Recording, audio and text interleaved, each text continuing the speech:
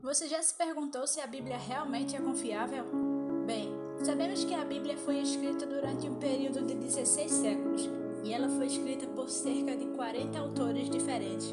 E entre eles havia pastores, soldados, profetas, estudiosos da monarquia, mestres, pescadores e fabricantes de tendas. Como você pode notar, eram pessoas de diferentes culturas, diferentes classes sociais e de diferentes lugares, uma vez que a Bíblia foi escrita em continentes como a Ásia, África e Europa. E também foi escrita em 3 idiomas, como grego, hebraico e aramaico. Mas, diante de tudo isso e de toda essa variedade de autores, origens e contextos, será que existe alguma evidência de que a Bíblia que temos hoje é uma reprodução confiável do que Deus inspirou seus autores a escrever? Se você já se questionou acerca da confiabilidade da Bíblia, ou se você já teve ou tem dúvidas acerca da sua exatidão, são essas questões que irei tratar nesse vídeo.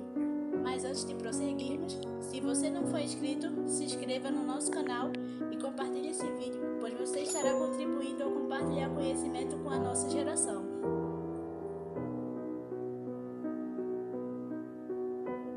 Os manuscritos originais que Deus inspirou os autores a escrever eram chamados de autógrafos, só que nenhum deles existem mais hoje, e o que nós lemos são apenas cópias impressas de cópias mais antigas dos originais.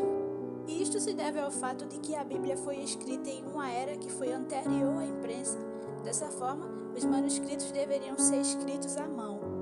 Mas com o passar do tempo, o material se deteriorava, a tinta desbotava, e como o documento ele devia ser preservado e transmitido à geração seguinte, novas cópias deviam ser feitas, ou então o documento seria perdido para sempre. E por isso, as cópias eram feitas manualmente e exatamente como os originais. Mas você poderia até se perguntar se a reprodução das cópias manuscritas não abriria a possibilidade para possíveis erros. Ou como poderíamos ter a certeza de que um copista cansado, ou com a visão embaçada e com sono, não escreveu versículos erroneamente? Ou que durante a cópia do livro de Deuteronômio, anos depois não foram adicionados alguns capítulos? Como podemos ter certeza de que os manuscritos disponíveis para nós hoje são uma transmissão exata dos originais?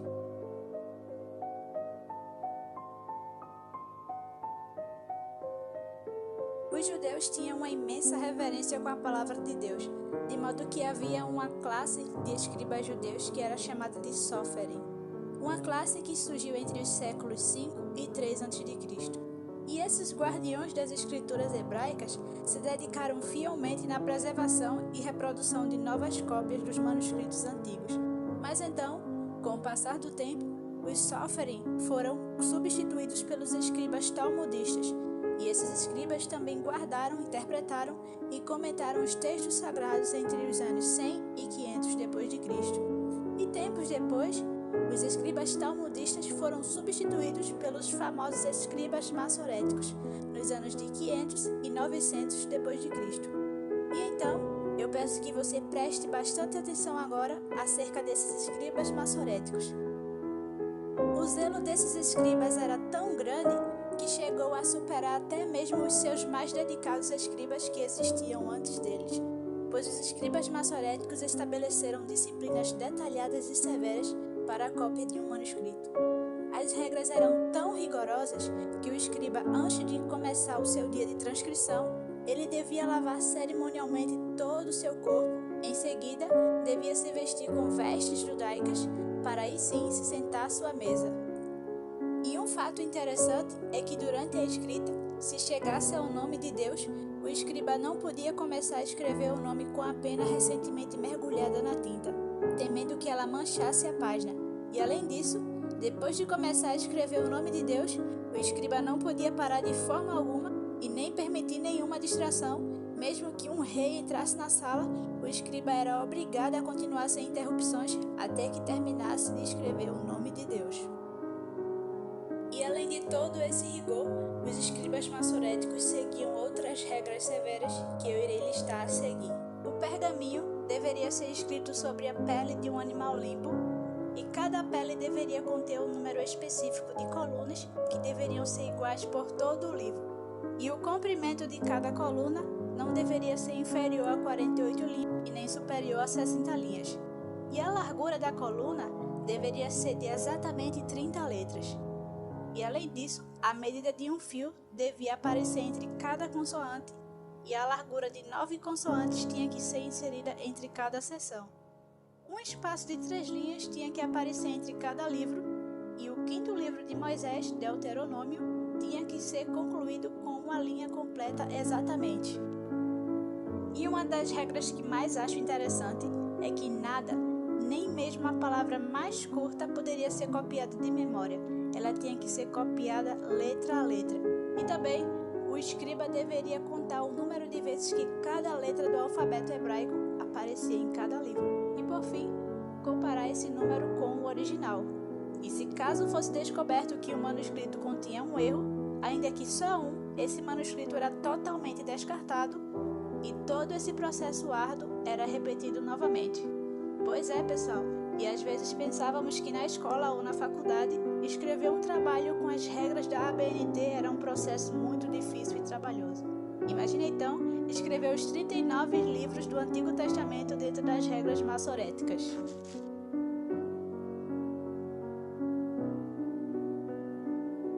Ainda sobre o Antigo Testamento, antes do ano de 1947, o mais antigo manuscrito hebraico completo datava cerca de 900 anos depois de Cristo. Porém, em cavernas do lado oeste do Mar Morto, foram descobertos 223 manuscritos do Antigo Testamento, e eles foram datados pelos paleógrafos em aproximadamente 125 anos antes de Cristo. Esses pergaminhos do Mar Morto são 1000 anos mais antigos do que qualquer manuscrito conhecido anteriormente.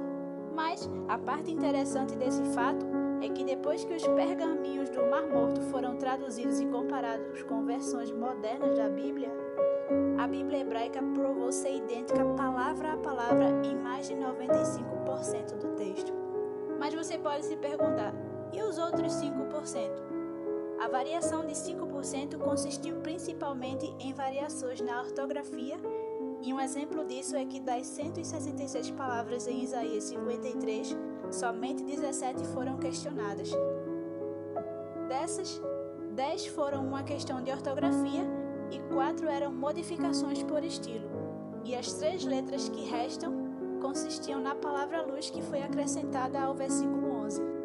Dessa forma, a maior descoberta de manuscritos de todos os tempos nos mostrou que 1000 anos de cópias do Antigo Testamento haviam produzido apenas variações sem importância, das quais nenhuma alterava o claro sentido do texto, nem provocava dúvidas sobre a integridade fundamental do manuscrito.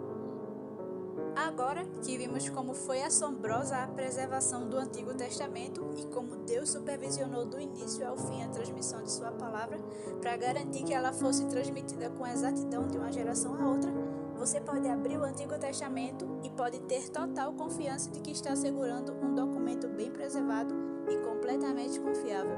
Pois, devido ao propósito redentor da Bíblia, Deus não pode permitir que ela seja esquecida ou distorcida. Pois lá em Mateus capítulo 24 e o verso 35, Jesus disse: "O céu e a terra passarão, mas as minhas palavras não hão de passar." E se você assistiu até aqui, desde já quero lhe agradecer. E se você quiser que no próximo vídeo eu fale sobre a confiabilidade do Novo Testamento, deixe sua sugestão aqui nos comentários e